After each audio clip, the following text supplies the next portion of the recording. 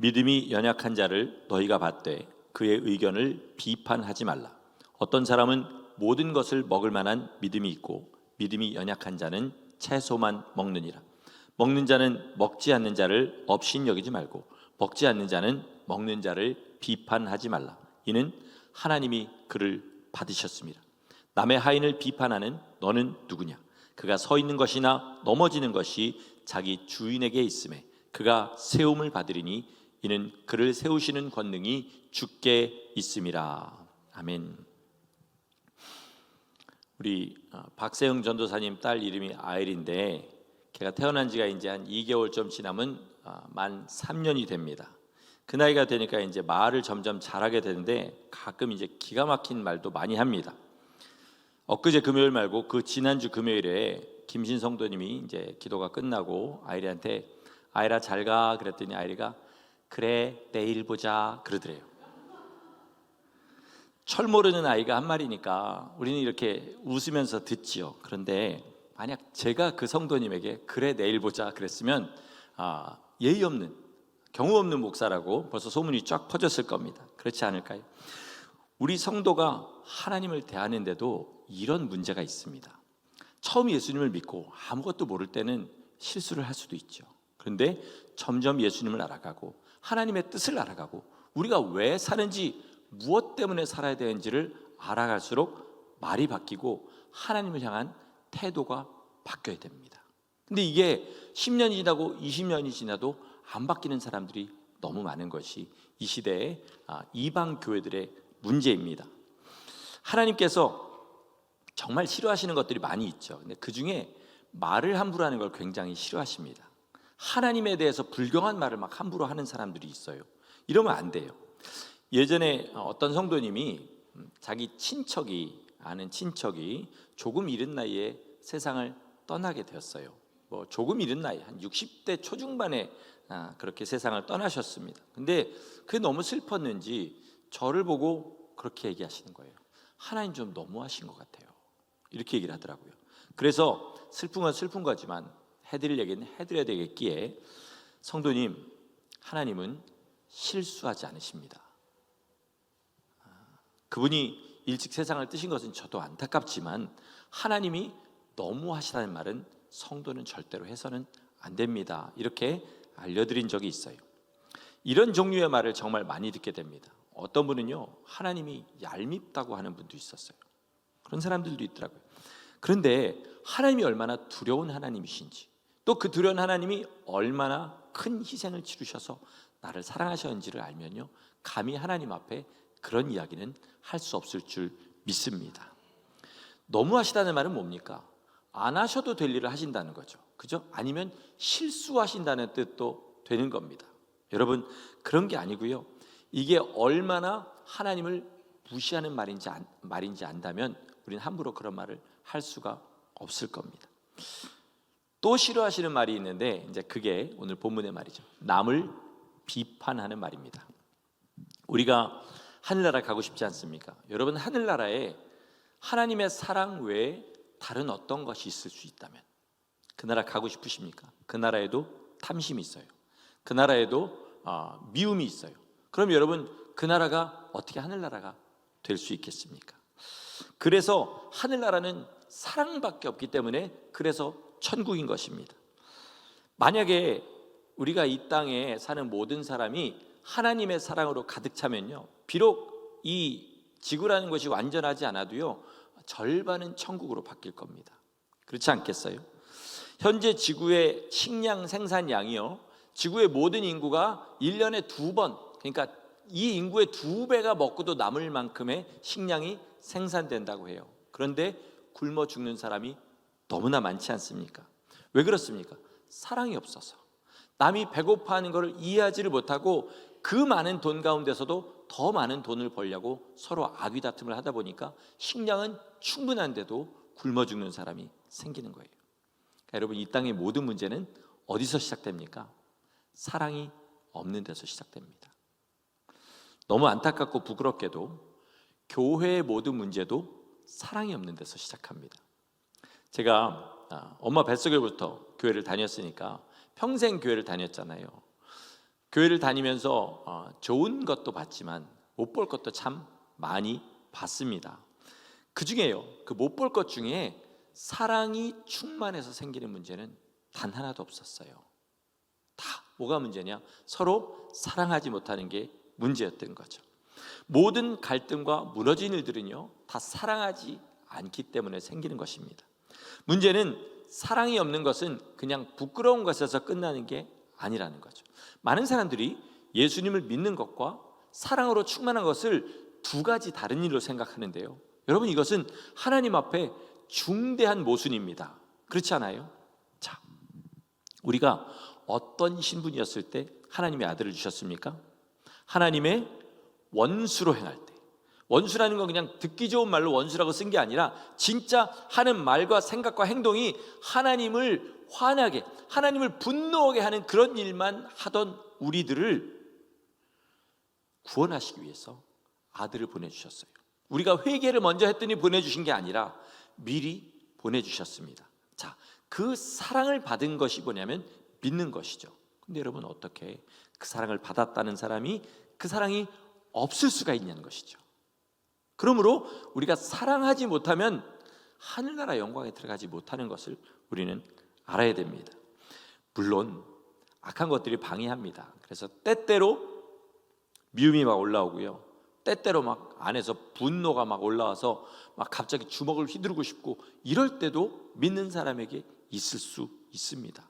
그러나 적어도 믿는 사람은 하나님의 말씀과 하나님의 사랑이 다시 기억될 때 그 모든 분노를 가라앉히고, 그리고 미움을 가라앉히고 용서하려고 몸부림을 치게 된다는 것입니다.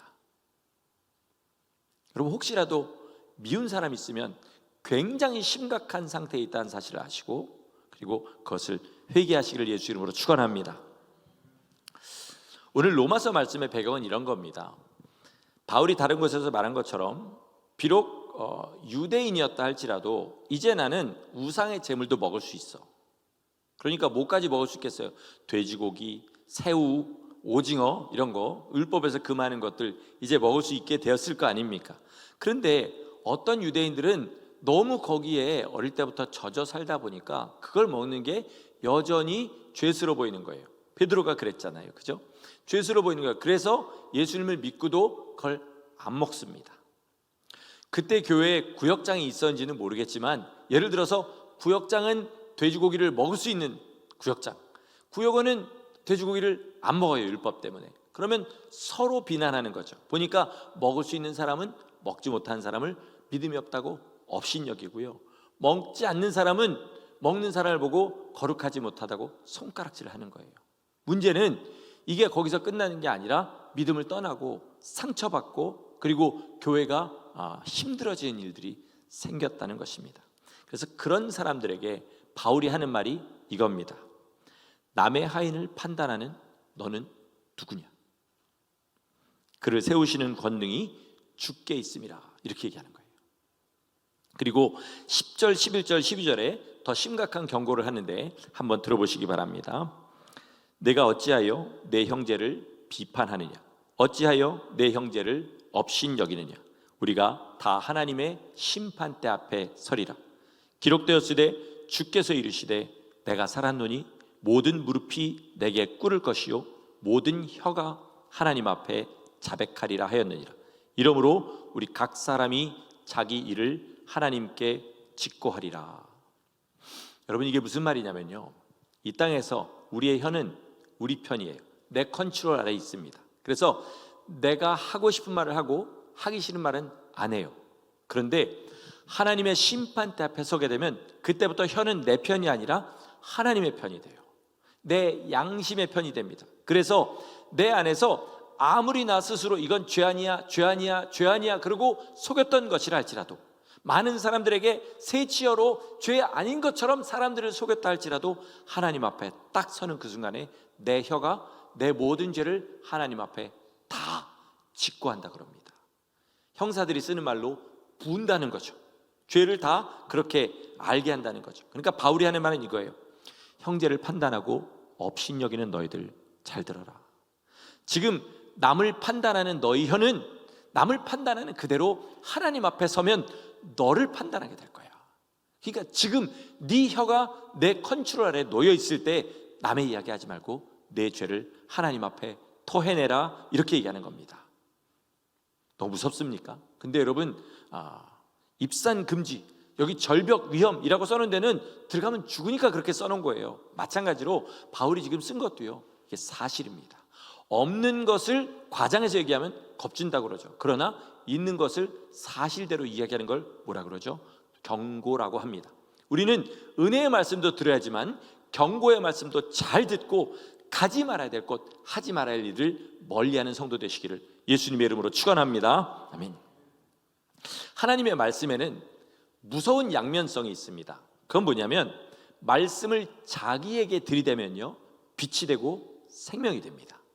근데 그 말씀을 남에게 들이대면 남을 넘어지게 하는 올무가 되고 죽이게 하는 칼이 되고, 그리고 그것이 돌아와서 나를 죽이고 나를 넘어지게 하는 무서운 일이 벌어진다는 것입니다.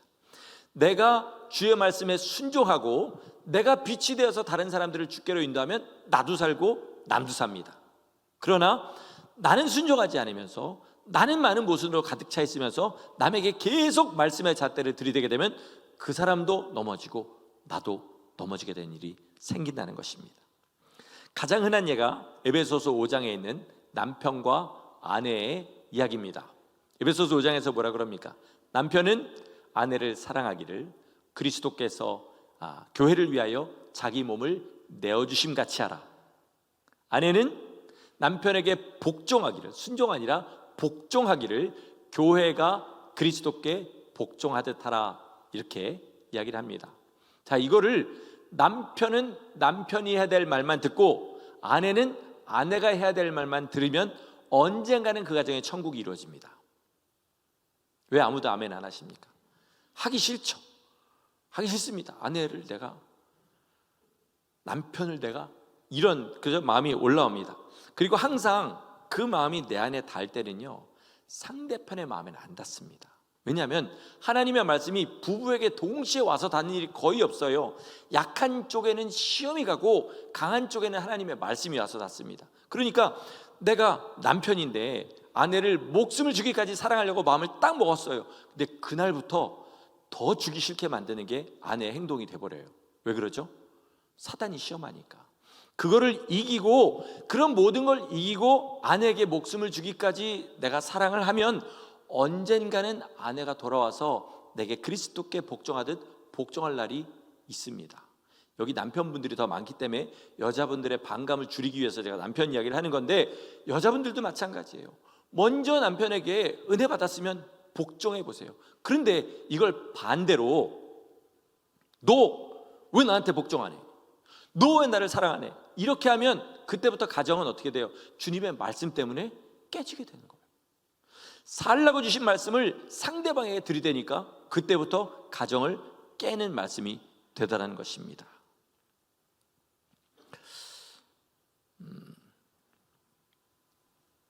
교회는 더합니다. 가정은 기본적으로 부부가 같은 주머니를 차고 자식이 부모 없으면 살 수 없는 나이가 있기 때문에 어느 정도의 결속력이, 강한 결속력이 있습니다. 그런데 교회는 더더군다나 이 시대 교회는요, 결속력이 너무 없어요. 모래알이 뭉쳐진 것처럼 언제든지 조금만 기분이 나쁘면 서로 이렇게 될 준비들을 다 하고 있는 게 요즘의 성도들이에요. 왜? 상처를 너무 많이 받았으니까. 다들 그런 게 있잖아요. 그러니까 어떻게 됩니까? 믿음이 있다고 생각하는 성도부터 뭐 해야 되냐면 나는 철저하게 순종하고 남은 관대하게 안아준 일을 해야 될 줄 믿습니다. 이게 굉장히 중요한 것이죠. 여러분, 오늘 본문의 말씀은 무슨 말이냐면, 야, 너희 저를 비판하지 마. 왜냐하면 저를 하나님께서 지금 어떻게 생각하시는지, 그 다음에 저를 하나님께서 나중에 어떻게 만드실 건지 너희는 모르잖아. 뭘 안다고 감히 비판하고 남의 하인을 네 마음대로 이래라 저래라 하는 거냐라는 말씀인 거예요. 다윗이 어렸을 때는 아버지도 포기한 아들이었습니다. 사고를 쳤다는 게 아니라 그만큼 집안에서 존재감 없는 아들이었어요. 그래서 형들도 다윗을 노예보다 조금 낮게 생각한 정도, 그 정도였던 것으로 보이게 됩니다. 그런데 그 순간에도 하나님께서는 다윗에게 무슨 계획을 가지고 계셨죠?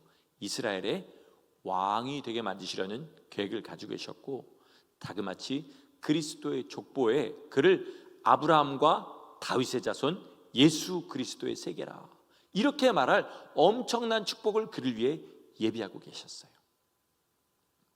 저는 성경에 그런 이야기가 좀 나왔으면 좋겠더라고요. 다윗의 첫째 형이 엘리압이잖아요. 아니, 아버지 심부름해가지고 건포도 떡하고 치즈 가지고 갔더니 가서 자기 마음에 안 든다고 막 버럭버럭 화내는 그놈이 나중에 왕이 된 다음에 다윗이 어떻게 나오는지, 그런 것도 좀 나왔으면 속이 시원할 것 같다는 생각이 듭니다. 그 정도로 무시받았지만 다윗은 결국은 하나님의 계획대로 왕이 됐습니다.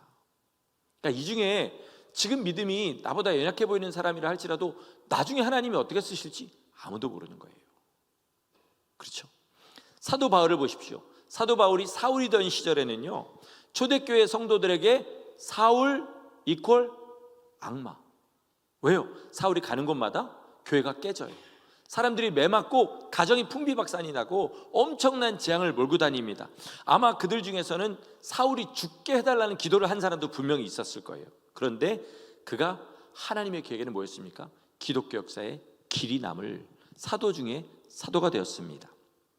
하나님께서 아나니아라는 성도가 기도할 때 나타나셔가지고 지금 사울에게 가서 세례를 줘라 이렇게 얘기했더니, 아나니아가 그가 교회를 잔해하고 적잖이 해를 끼치는 아주 위험한 인물입니다 라고 말씀을 드렸더니 주님이 이렇게 말씀하셔요. 이 사람은 내 이름을 이방과 임금들과 이스라엘 자손들에게 전하기 위하여 택한 나의 그릇이라. 감동적이지 않습니까, 여러분? 이 말씀 안에는 이런 말도 있는 거예요. 남의 하인을 비판하는 너는 누구냐? 그를 세우는 권능이 주께 있음이라 라고 말씀하시는 거예요. 우리 교회 안에는요, 어린 다윗이 있을 수도 있고요, 사울이 있을 수도 있습니다. 철없이 보이고 믿음 없어 보이고 직분은 저렇게 중요한 직분을 받았는데 왜 이렇게 믿음이 없어 할 수도 있습니다. 그러나 하나님께서 그에게 어떤 계획을 가지고 계신지 우리는 아무도 몰라요. 아는 것처럼 얘기하는 것처럼 하나님 앞에 교만한 게 어디 있겠습니까? 물론 어떤 사람은 정말 힘듭니다. 정말 힘들어요. 그런 사람도 있을 수 있어요. 그러나 그걸 참고 기다려주는 것만으로도 우리의 상이 하늘에 쌓이는 줄 믿으시기 바랍니다. 어떤 신학생 부부가 이제 하나님의 음성을 들었어요. 둘이 동시에. 예전에 불가리아 어딘가로 선교를 갔었는데 둘이 기도하는데 같은 날에 하나님의 음성이 그곳으로 선교사로 떠나라 라는 음성을 듣게 되었습니다. 그리고 아이들까지 다 데리고 선교사로 불가리아 그 지방으로 가게 됩니다. 잠깐 갔을 때는 몰랐는데 가보니까 그 동네가 어떤 동네냐, 유럽 전역으로 퍼져가지고 소매치기, 사기, 도둑질하고 그 돈 가지고 돌아와서 사는, 그러니까 도둑놈들이 모여 사는 그런 동네였던 거예요. 그래서 어떤 사람이 크게 한탕을 벌이고 오면 마을에서 파티가 열리는 그런 마을이었던 거죠. 그래도 거기서 이를 악물고 무릎 꿇고 주님 앞에 기도하면서 사역을 해나갔더니 교회가 점점 서게 되었어요. 그런데 그 교회는 아브로라라는 자매가 하나 있는데 다른 범죄자들보다도 이 자매가 너무 힘든 거예요. 왜냐하면 일을 안 해요. 아무 일을 안 하고 쓰레기통을 뒤져서 먹습니다. 그러니까 다른 사람들이 볼 때는 저 교회 다니는데 하나님이 복을 안 줘가지고 쓰레기통이나 뒤져먹고 산다고, 이런 소리가 들리는 거예요. 또 교회에 무슨 문제가 생기면 동네에 나가지고 방송을 합니다. 누구 집 사고 누구 집 사고 싸웠는데 둘이 치고받았대, 뭐 이런 소리들을 나가면서 하는 거예요. 교회에 막 부정적인 이야기들 하는 거죠. 이 선교사님이 아브로라만큼은 교회를 좀 떠났으면 좋겠다, 이런 생각을 가지고 감히 기도는 하지 못하고 그냥 날마다 그렇게 있었다고 해요. 그런데 어느 날 새벽 기도에 막 기도하는데 하나님께서 마음에 이런 감동을 주시더래요. 야, 네가 아브로라 때문에 많이 힘들지. 그런데 그 아브로라가 바로 나야. 이렇게 이야기를 하시더래요. 내가 가장 미워하고 내가 힘들어하고 동네 쓰레기통 뒤지고 동네방네 교회 소문내는 그 아브로라가 바로 나란다 라고 얘기를 하시는 거예요. 하나님이 그러신다는 얘기가 아니죠. 그 사람을 섬기는 것이, 그 사람을 참아주는 것이 바로 하나님을 섬기는 것이라는 말씀인 거죠. 힘든 사람 섬기는 게 섬기는 거 아니겠습니까? 마음이 가는 사람 섬기는 거 누구는 못해요. 그러나 힘들 때, 그때 알게 되는 거죠. 오리를 가자 하면 십리를 가져라. 여러분 들을 때는 참 은혜롭잖아요. 근데 누가 나한테 오리를 가주라면요, 오리 가기도 싫어요. 이게 사람의 마음입니다. 오리 가자 그러면 오리 가기도 싫어요. 진짜 막상 순종하려고 하면 하기 힘든 겁니다. 그러나 그때 그것을 가주었을 때, 그리고 다시 돌아오는 길까지 십리를 동행할 때, 그게 뭐냐면 우리가 하나님께 드리는 것이 된다는 것이죠. 힘든 사람을 권면할 때요, 우리가 말 너무 좀 독하게 할 때가 참 많이 있습니다. 저놈은 독하게 말해야 정신 차려 그러고 막 독하게 하는데, 오래 이렇게 목회를 하다 보니까 설교도 제가 굉장히 독하게 하던 시절이 있었는데 독하게 한다고 되는 게 아닌 것 같더라고요. 왜 이렇게 독한 얼굴을 하고 저를 쳐다보십니까 다들? 설교하다 보면 굉장히 힘들어요. 여기가 뭔가 뿌연 막이 끼어가지고 저랑 여러분이랑 뭔가 이렇게 감정적인 대치를 하는 것 같은 그런 느낌을 받을 때가 많이 있습니다. 지금도 그러시잖아요. 왜 제가 뭘 잘못하고 있나요? 저는 저 갈 길을 가야죠. 3살에 부모에게 버림을 받고 보육원에서 자란 청년이 하나 있어요. 지금은 30대 사업가입니다. 친환경 사업체를 하면서 보육원 출신의 형제들을 특별히 채용해다가, 왜 보육원 출신 형제들이 어디 가서 적응을 못한대요. 잘하면 무시해서 잘해준다고 생각하고, 못해주면 또 무시해서 못해준다고 생각하고, 이래도 싫고 저래도 싫은 게 그 사람들이래요. 그래서 그 사람들을 데려다가 같은 처지에 있는 사람들끼리 섬겨주면서 사회에 적응할 수 있게 해주는 그런 훌륭한 일을 하는 크리스천입니다. 이 형제가 예수님 만난 이야기를 해주는데 진짜 마음에 공감이 되었어요. 자기가 자란 보육원이 기독교 재단에서 만든 시설이었다고 해요. 그래서 주일마다 예배를 꼭 드렸답니다. 그런데 예배를 드리면 드릴수록 하나님을 알게 되는 것이 아니라 오히려 반감만 더 생겼다는 거죠. 왜? 예배 외에 다른 환경들은 절대 그렇지가 않으니까. 그런데 어느 날에 어떤 교회의 청년부가 이 보육원에 일주일간 수련회를 왔대요. 일주일간 뭐 했냐면 낮에는 보육원 아이들하고 놀아주고 저녁에는 예배드리고, 이것만 일주일을 했는데 정말 이 보육원 아이들이 기억에 남을 만큼 따뜻하고 즐거운 시간이었다고 합니다. 이 친구들이, 보육원 아이들이 입이 험할 거 아닙니까?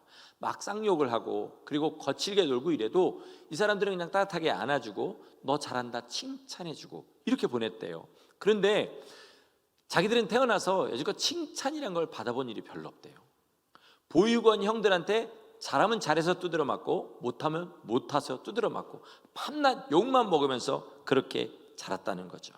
근데 칭찬을 해주고 같이 놀아주고 따뜻하게 대해주니까 한 3일 지나니까 마음에 이런 생각이 들더래요. 저분들이 믿는 하나님 나도 한번 만나보고 싶다, 그런 마음이 들더래요. 그래서 저녁에 그 예배, 한 번도 너희들 저녁에 예배하라 초대한 적이 없는데 자기 발로 예배에 걸어서 나갔답니다. 그리고 그날 저녁에 살아계신 하나님을 인격적으로 만나게 되었다고 해요. 여러분, 이 말이 죄 짓는 사람 무조건 좋게 칭찬해 주라 이 말은 아니죠. 죄의 싹은 사망이기 때문에 무조건 바른 길을 갈 수 있도록 온 힘을 다해야 됩니다. 그러나 방법이 참 중요한 것 같아요. 방법이 사랑으로 해야 됩니다. 우리가 책망을 할 때도 사랑을 가지고 책망을 하면 듣는 사람이 이걸 사랑으로 받아들여요. 그런데 좋게 말해도 사랑이 없이 말하면 지금 건성건성 말하는구나, 그리고 마음에 아무런 감동이 없습니다. 사랑이 없으면요 세상보다 더 용서가 없는 것이 교회가 될 때도 있더라고요. 여러분 그거 아시죠? 심지어 존경받는 목사님도 이런 사랑을 잃어버릴 때가 있습니다.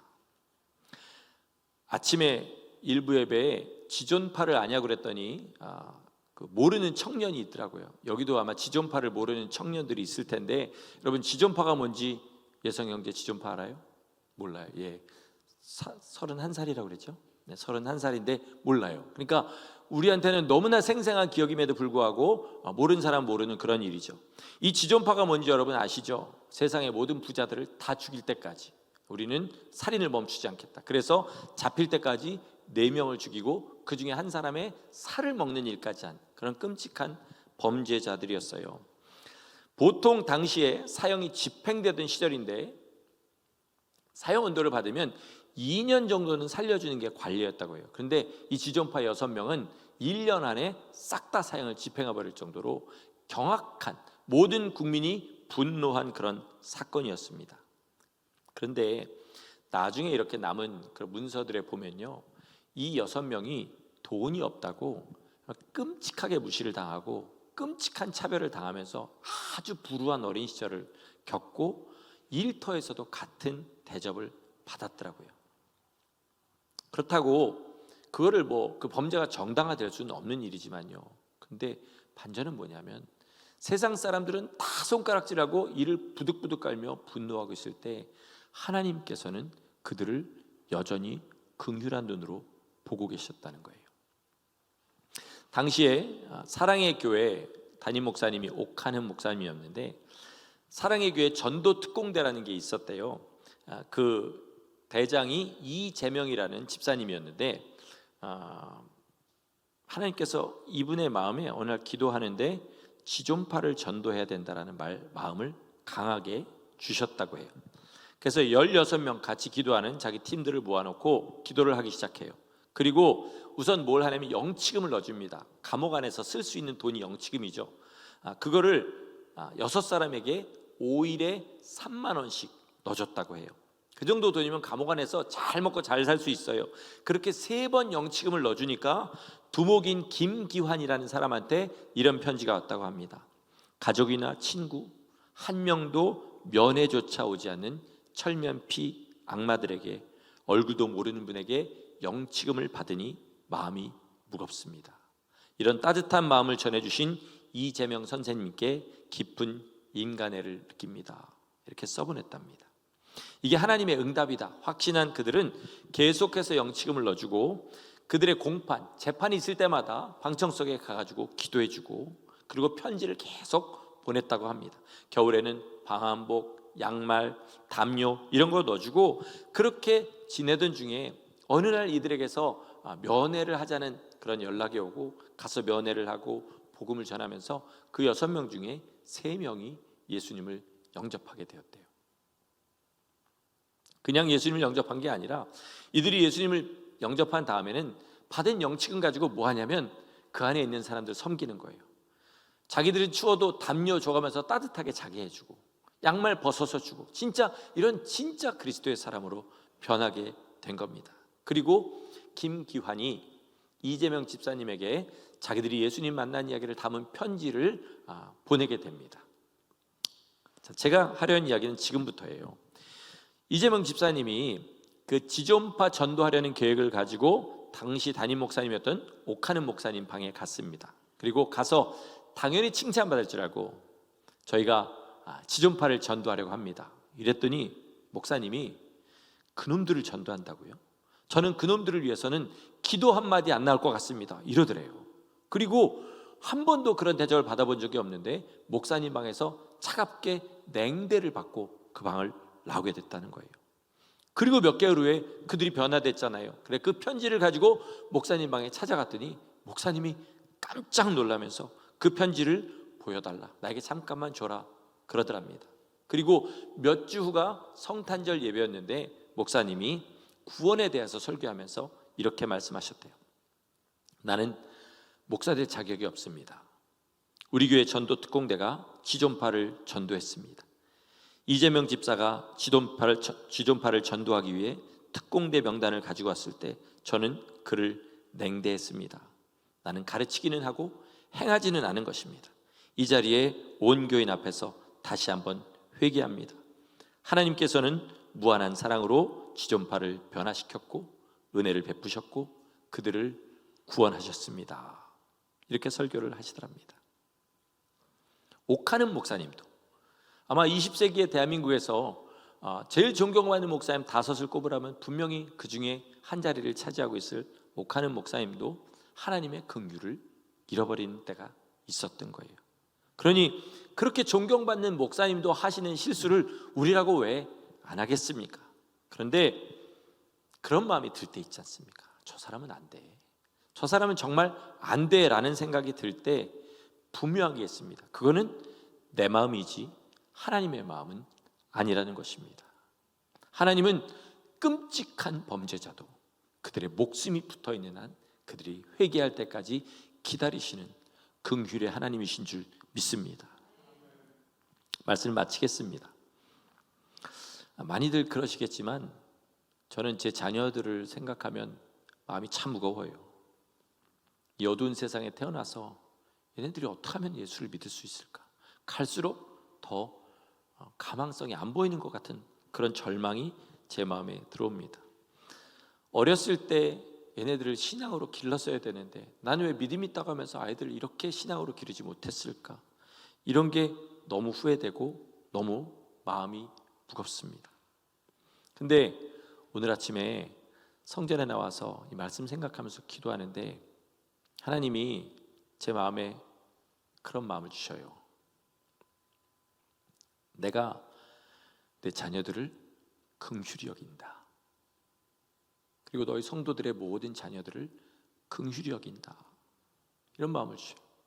그리고 맨 마지막에는 내가 너를 긍휼히 여긴다. 이 마음을 주십니다. 제가 뭐 특별해서가 아니라 하나님이 모든 사람을 긍휼히 여기시는 그 마음이 오늘 아침에 제 마음에 와닿게 된 거예요. 세상의 모든 직업이 다 힘듭니다.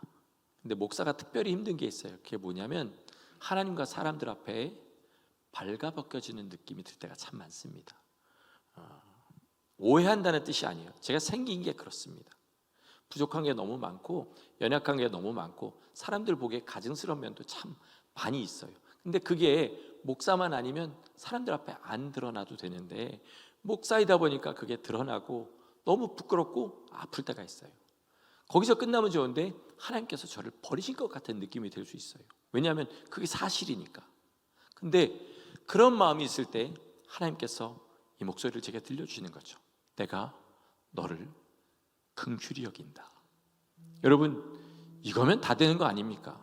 지금 내 인생에 어떤 어려움이 있고 뭐가 안 되고 내가 사람들한테 무시받고 건강이 없고 뭐가 내 삶을 힘들게 한다 할지라도 하나님만 나를 긍휼히 여겨주시면 내게는 소망이 있고 위로가 있는 줄 믿습니다. 우리 지금 돈 없어서 불행한 거 아닙니다. 삶이 너무 힘들어서 불행한 것도 아니에요. 불행은 하나님이 나와 함께 하시는 것을 못 느끼기 때문에 불행한 것입니다. 우리 믿는 사람은 하나님의 긍휼이면 다인 줄 믿습니다. 예수님의 이름이 오늘도 나와 함께 하시면 다인 줄 믿습니다. 우리 이 믿음 가지고 주님만 나와 함께 하시면 끝까지 이 길 걸어가서 주님 앞에 가겠습니다. 주님이면 충분합니다. 고백하시고 승리하시는 주의 성도들 다 되시기를 예수님의 이름으로 간절히 축원합니다. 아멘.